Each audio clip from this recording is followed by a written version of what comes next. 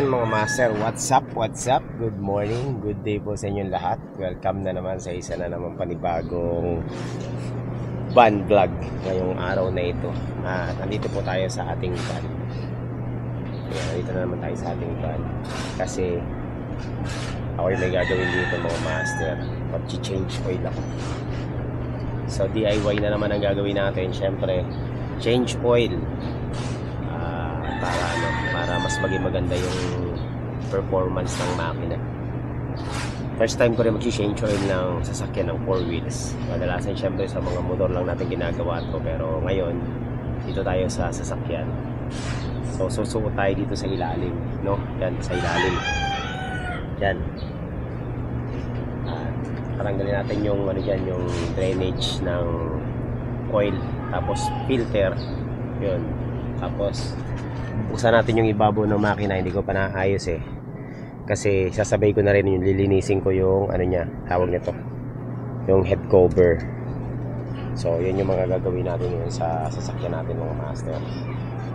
Siyempre usually mga ganitong ginagawa sa sasakyan, this is very common, no? Normal lang to mga master. Lahat ng sasakyan merong maintenance, no? At kapag ikaw meron sasakyan, kailangan marunong ka sa maintenance, di ba? Para kahit paano hindi ka na gumastos sa mga pagbabayad ng mga labor ng nagme-maintain. Yung mga ganito basic lang naman to, change oil, yan, kung ano yung mga adjustment na konti. So pwede mo nang gawin na ikaw lang mag-isa, no? So eto na nga mga master. Mamaya ayusin ko na ito, kaso medyo namang problema ako ngayon mga master, kasi nga wala akong makitang oil pan, no? Yung lalagyan ko ng langis, dahil pag pinatulo natin yung langis sa ilalim, ang dami nun, 4.5 liters yun. So hahanap ko na ako ng lagayan para tawag ito, para makapag-change oil tayo, makapag-proceed tayo, kasi hindi naman pwedeng itapon na natin yung langis dito sa kalsada, no? Kailangan maging responsable rin tayo sa environment mga master. So ayan mga master, na-solve ko na yung problema ko. Meron na akong oil pan, ayan, no? So ito, ang laman nito is 4 liters. Ito, laman din ito is 4 liters. So ang gagawin natin para sigurado, gaganito ko to, yan, gaganyan ko dyan sa ilalim, para just in case na sobra sa 4 liters yung langis, pag tumapon siya dito lang mapupunta. Ito na yung scoop of work. Scoop of work, yan na yung tinatawag na scoop of work. Okay, so una natin is tatanggalin natin yung oil filter na yan. Pagkatanggal natin ng oil filter, i-drain natin yung langis dun sa ilalim. Meron na akong dyan, ito na, meron na akong karton. Ready na natin yung oil pan natin, karton, para makahiga tayo dyan sa ilalim. Tapos after natin tanggalin yung langis, papabayaan lang natin muna mahulog lahat. Tapos tatanggalin natin tong top cover na to mga master, kasi lilinisin ko tong yung top cover, yan, pati yung mga gasket na yan, para makita natin kung ano yung kondisyon ng mga ibabaw ng makina, kung pwede na ba siyang i-flashing. Kasi tahimik naman yung makina nito mga master, kasi wala kang maririnig na lagitik o anumang ingay. Pero gusto ko lang makita yung kondisyon ng makina. Pero malalaman natin yan mamaya sa pag-drain pa lang natin ng langis, kung pangit na yung langis. Kasi syempre nung binili natin to, hindi pa natin i-change oil, ngayon pa lang. Okay, so start na tayo ng ating kalbaryo sa pagsusot-sot sa ilalim. Siyempre bubuksan ko rin yan para malaman natin yan. Yung mga upuan na yan, tatanggalin natin lahat yan. Iaangat natin lahat yan. Okay, ito lang yung medyo magiging matrabaho, no, para sa akin, kasi 8 bolt yan na number 10. Tapos lilinisin natin yung yan, lahat yan lilinisin natin. Tatanggalin natin yung mga sludge kung meron man. So yan, kasi meron ako nakikitang leak dito sa gilid, so kailangan talagang linisin na rin. Okay, So yun ang ating assignment ngayon mga master. Mahirap lang gawin dito, tanggalin dito itong oil filter kasi siksik na siksik oh. Nasa pagitan ng aircon tsaka ng paano ko ba to tatanggalin? Ang hirap nito eh. Pero bahala na. Sige, kaya natin yan. Bigyan ko ng jack. Nag-jack ako kasi para medyo maluwag. Tapos ito yung oil filter. So titingnan natin kung kakasya to, no? Medyo masikip pero yung sa drain plug ng langis okay na. Grabe.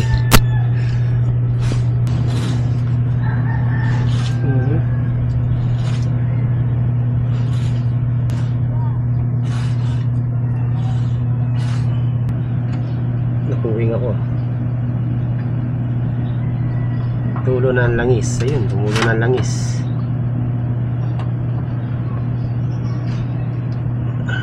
Uy, malinis pa yung langis.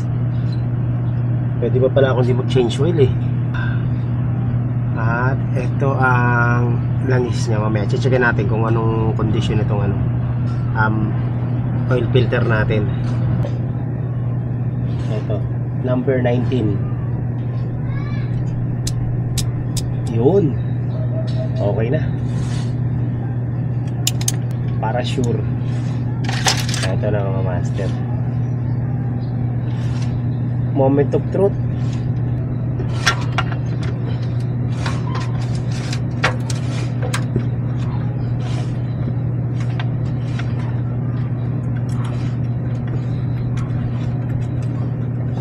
Yun, nadali rin. Kaso nalaglag yung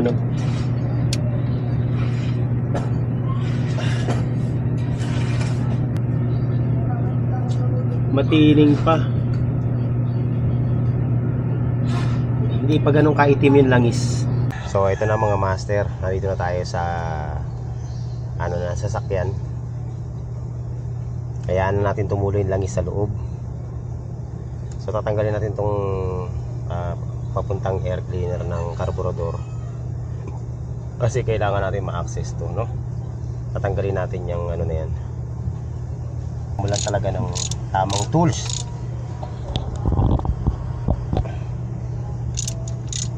para magawa mo na maayos yung trabaho mo. Tanggalin muna natin tong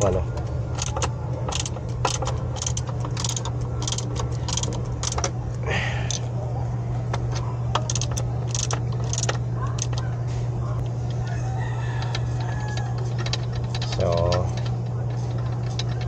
ito yung sa air filter. Slide lang natin to dito. May hose pa yan dito eh. Tanggalin natin yung hose.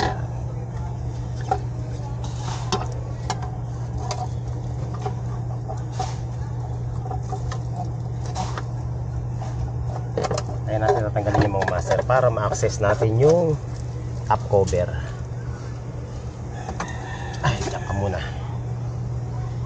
Okay. So malinis pa yung carburetor, no? Pero pwede ko nang i-tune up to eh. Saan tong hose na to? So tatanggalin natin to. Itong cover na to mga master. At number lang yan. Ito, linuwagan ko na maluwag na to kanina pa. So number 10. Natin yung mga hose na yan.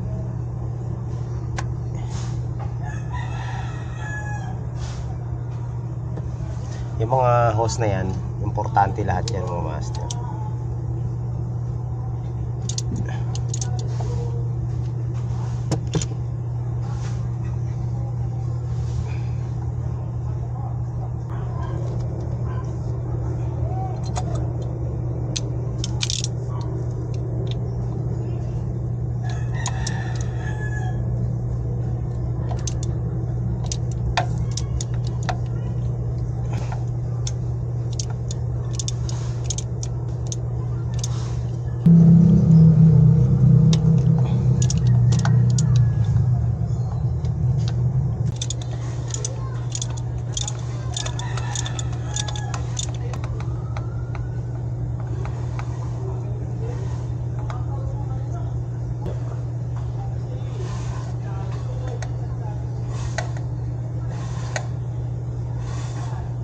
So double check natin. Okay na ba? Kabila. Tanggal na lahat. Okay. So kung tanggal na lahat, baklasin na natin yung ibabaw na yan. Kailangan lang yung pukpukin ng bahagya para bumaklas. Ayan. So puk. Huwag naman ganun kalakas, no? Tama lang para ano, para masyak lang ba. Yun. So ayan mga master, bumuka na.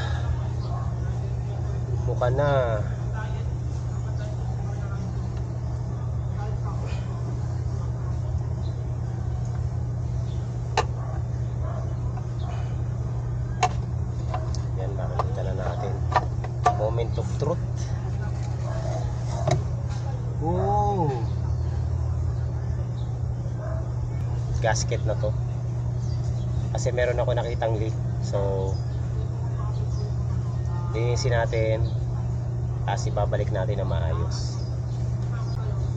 Okay, so ito mga master, lilinisin natin to. Tatanggalin natin yung mga gasket na nakadikit. Yan, kasi babalik natin sa ayos. Yun nandito sa cover ng ano, nasa top. Medyo mahirap-hirap, matagal-tagal itong linisin, pero kailangan natin linisin para hindi magkaroon ng oil leak. Ito po, ito maano to, may nabibili naman ito, kaso lang nakalimutan ko bumili. So ililinisin natin maigi ito, tapos ipabalik na lang natin dyan. So ayan mga master, na linisan na natin tong ano, gasket na to, no? Konti na lang, pero I don't think ano na yan, magmamatter, no? Magkakaroon ng leak, pero importante yung ano, mga gilid-gilid. So nalinisan natin, at susunod natin linisin itong mga to. Yan, medyo mahirap linisin to kasi ano tawag nito, may mga sisiksikan tayo pero okay lang yan, tiyagain natin, no? Itong part na to, no, medyo mahirap linisin to, pero tiyagain ko lang to kasi hindi pwedeng ano hindi pwedeng hindi matanggal to mga to, kasi magkakaroon ng ano yan, leak, oil leak. So tingnan natin kung paano natin titirahin yan. Grabe, medyo madugudugong linisan to mga master. So we have plenty of room para gumalaw-galaw yung ating mga kamay. And so tinakpan ko lang yung carburetor para hindi malagyan ng dumi. And yung mga vacuum inalis ko lang, pati yung throttle body throttle cable. Nasanay ako sa fuel injected Nalinisan ko na yung itong side na to. Medyo malayo-layo pa yung tatahakin natin, pero hindi naman ganun kadumi, no? So tsatsagain lang natin, no, para matanggal yung mga natitirang mga sealant dyan. So pag nalinis na natin yan, pwede natin ibalik yung cover. Yan. So yun, let's go. So ayun mga master, iba-ibang technique na sa pagtatanggal ng ano yung ginagawa ko, pero parang mas effective tong ano, itong pupunasan lang ng basahan. Ayos.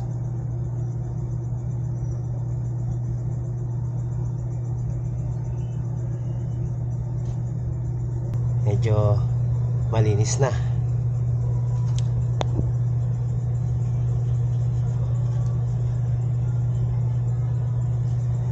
Alright, konting-konti na lang.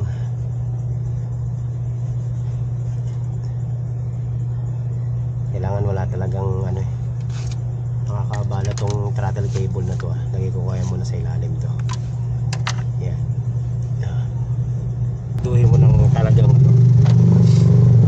malinis na malinis para walang leak, kasi sayang yung trabaho, sayang yung materyales, sayang yung trabaho kapag hindi mo pa inayos yung paglilinis.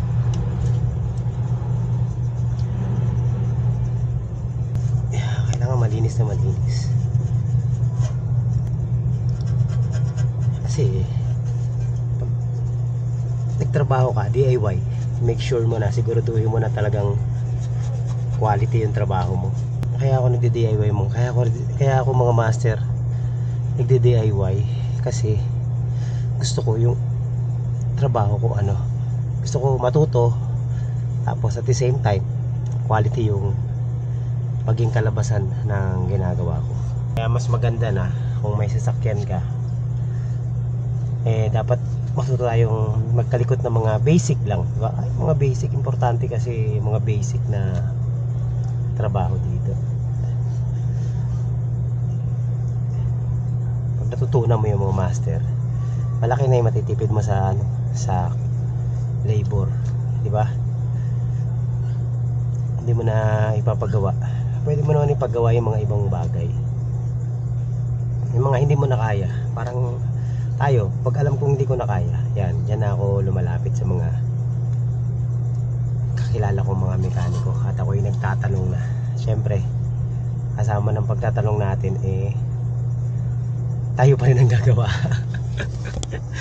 Ganun pa rin, DIY pa rin ang kalalabasan ng master. Okay na, malinis na.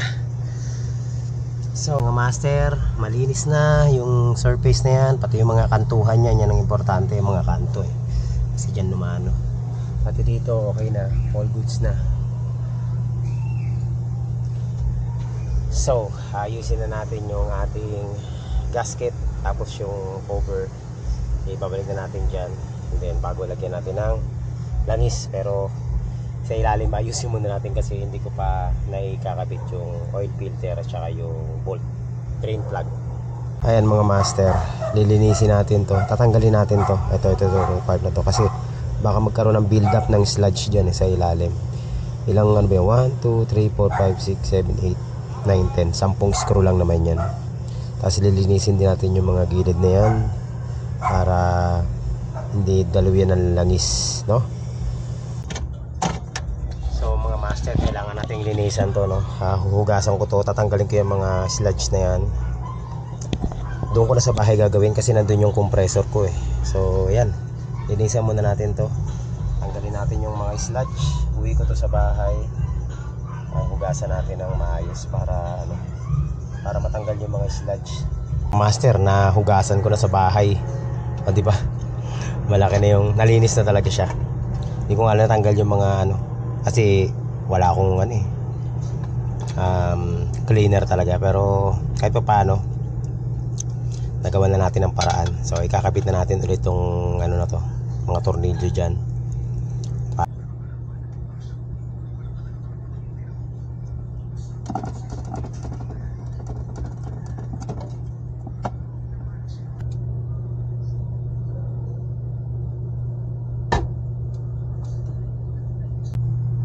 So lalagyan na natin ng gasket maker to mga master.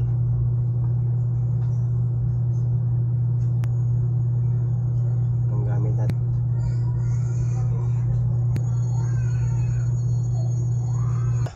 ano ba yan?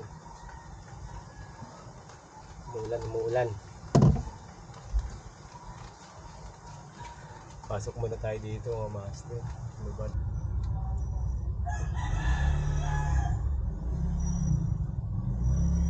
Master.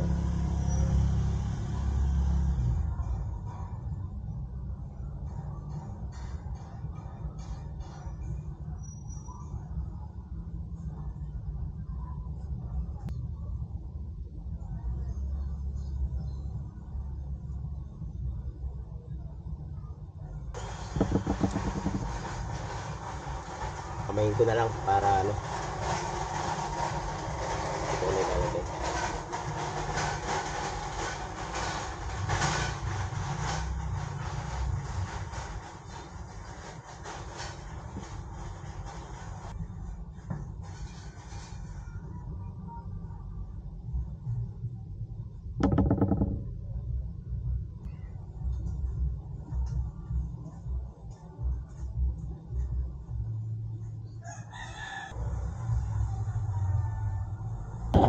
installation na mga master. Okay, ilalagay natin to dito mga master. Install na natin, no, para matapos na natin tong ginagawa natin kasi uulan na eh. So let's go.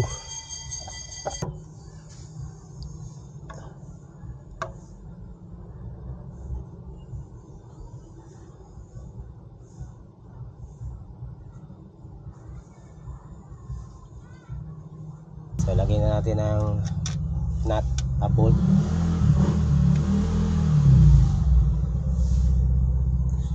Para ma-secure na natin.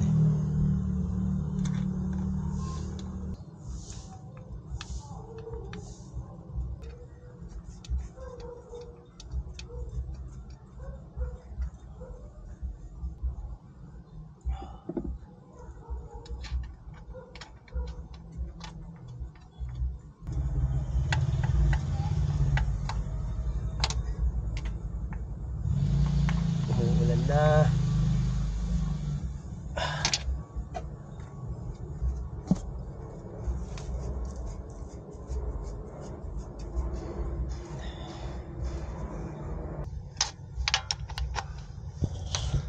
So ayan, matatapos na natin to. Importante may sali natin yung langis.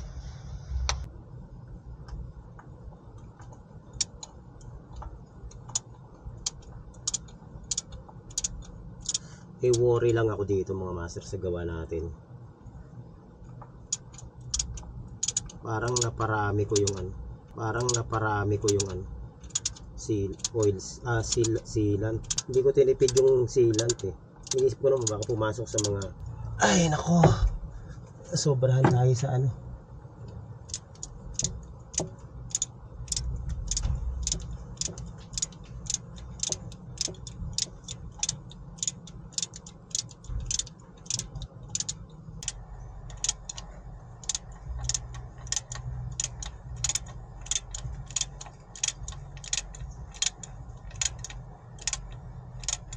So ayan mga master, dito na naman tayo sa ilalim. So fully drained na yung ano, langis, wala nang tumulo. Ayan ang huling patak. Huling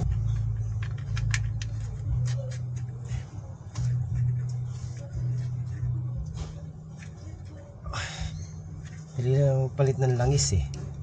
Hamay.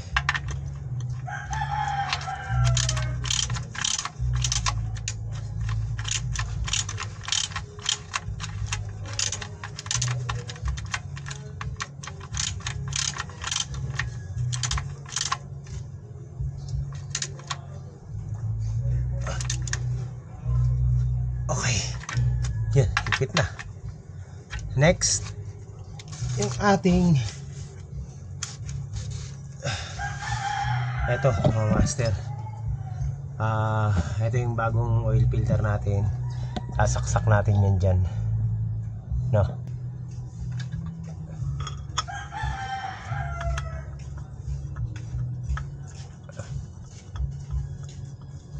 Ayun.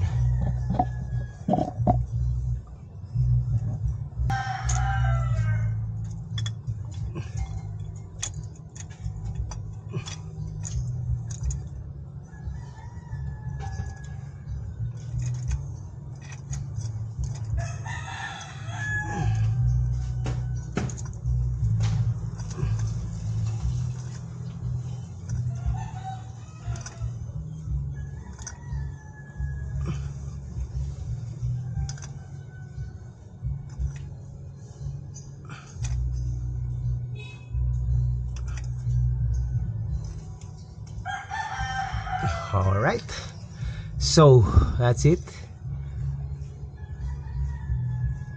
Kaya pa naman, pero kanina nga sobrang ano eh, sobrang luwag ng ganyan eh. So yan, grabe. Last ang gagawin natin is ano na tawag nito, sasalin na natin yung langis, no? Yung gamit nating langis, multigrade 20W50. Yung 20W50 is design talaga siya for mga older sasakyan kagaya nito. So kaya ito yung lalagay natin dito. Actually pwede 10W40 pero mas okay yung 20W50 dahil sa klima natin na mainit, and then dahil din sa luma na yung sasakyan natin. Okay, so yun, paano ko siya nalaman? Nag-research lang ako.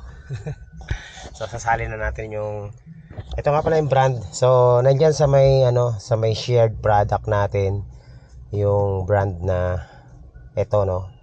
Patunay na ito yung gagamitin natin di Titanium Silvestre Premium Gasoline Engine Oil multigrade for complete protection and performance. So ano yan, API SLCF, yan. Okay, so sasali na natin dyan sa ating makina. Okay, action.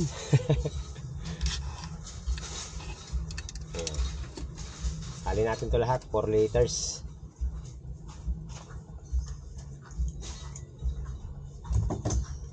Siyempre, para walang tapon, meron tayong panel. Embudo ba?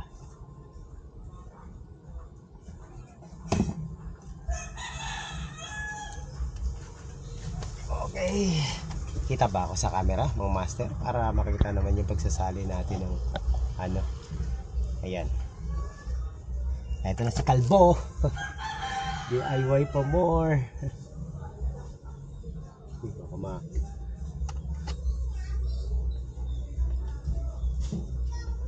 So kulay pula yung langis. Ayan mga master, kulay pula. Ayan, red.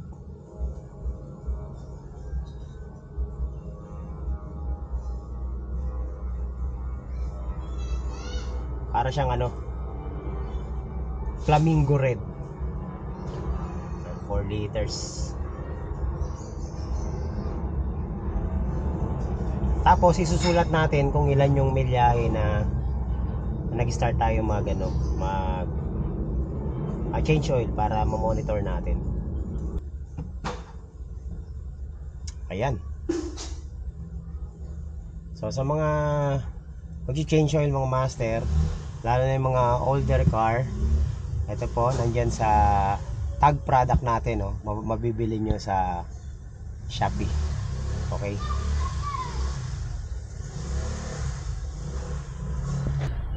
that's it. So ibabalik na natin yung mga dapat nating ibalik, yung sa carburetor. So yan na lang sa carb.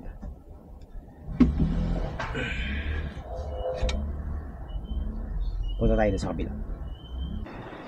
Okay. So ayan mga master, tapos na yung natin, yung trabaho natin dito sa van.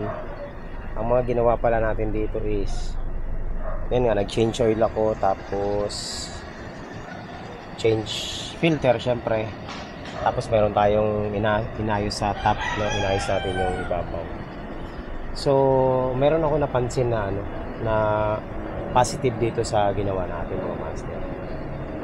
Yung mga nakaraan, itong van natin sobrang tahimik na nito Kumbaga, pag sabi ng mga kapitbahay ko rito, natatahimikan daw sila. Ang tahimik daw ng makina ng van natin, no?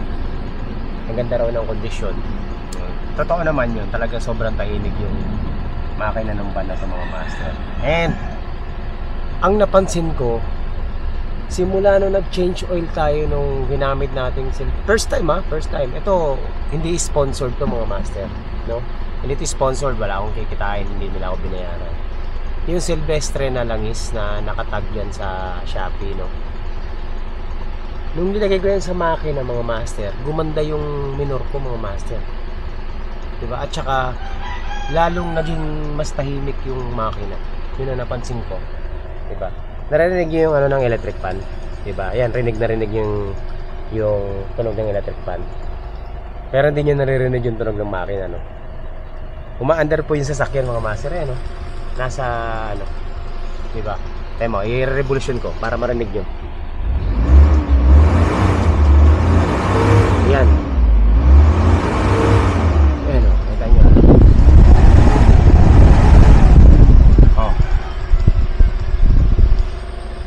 umaandar yung sasakyan pero sobrang tahimik. Mas tahimik siya kumpara nung hindi pa natin chine-change oil. Nagulat nga ako eh. So nakakatuwa yung langis. Ang ganda nung langis na nabili natin. Tapos gumanda yung minor niya, no? Dati kasi pag start natin nasa 1,100 yung RPM agad eh. So hindi oh, nasa ano lang siya, nasa 800 RPM lang. Tapos napakatahimik. Hindi mo maririnig na umaandar yung makina mga master. So another positive outcome. So napaganda pa lalo na nag-change oil tayo. So, ayan. O dito sa ilalim. Ayan, narinig nyo na, diba? Pag linapit mismo natin sa makina. Ayan. Pero pag nandito ka mga man, lumayo ka lang ng 1 feet, hindi mo na maririnig yung tunog ng makina. So, ayan po ang ating camp bulok. Yung master team, pinaglanyan ko ng langis eh. So yun yung ating power station. Ayan. So, nakakatuwa yung nagiging resulta ng ating mga DIY dito sa van mga master. Positive lahat. So last day, nag-adjust tayo ng clutch ng preno sa likod. Ngayon, change oil naman tayo, tapos linis ng top cover at saka palit ng gasket. Lagay ng seal pala kasi nagli-leak yung langis eh. So ngayon wala na siyang leak. At tumahimik na yung makina. So ayan, umaandar yan mga master oh. Kapatay natin. O ayan, wala na. Ayan, 1 flick. Umaandar ulit. Tahimik no. So ayan lang mga master, nakakatuwa. Maraming salamat pala sa inyong lahat sa panonood. At syempre, dun sa mga magko-comment na naman na hindi maganda, okay lang yan. Ganyan talaga, naiintindihan ko kayo. At tayo magagawa mga master, ganun talaga, no? So, nag-enjoy na naman ako dito sa ating pag-change oil. Meron na naman ako natutunan. May mga technique na naman ako natutunan. Ayan, at nalaman ko na 4 liters sakto pala yung langis nito, no? Hindi siya 4.5, 4 liters siya. Ayan, at least isang bilihan lang. So yun, another positive outcome. Maraming salamat po sa inyo lahat sa panunood dito sa ating van episode sa ating vlog. And yan, sana patuloy nyo pa rin akong suportahan. At sana sa mga susunod na vlog natin panoorin nyo rin ating mga adventure dito sa ating kasama tong van natin. Alright, so yun lang. Maraming salamat and God bless po sa inyo lahat. Bye bye. Nakakatuwa po. Yun mo naman.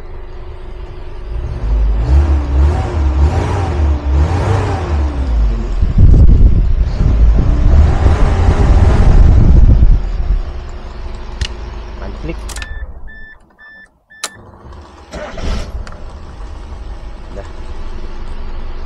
Condition mga master, napakatahimik. Okay, so yun lang. Thank you po. Bye bye, see you next time.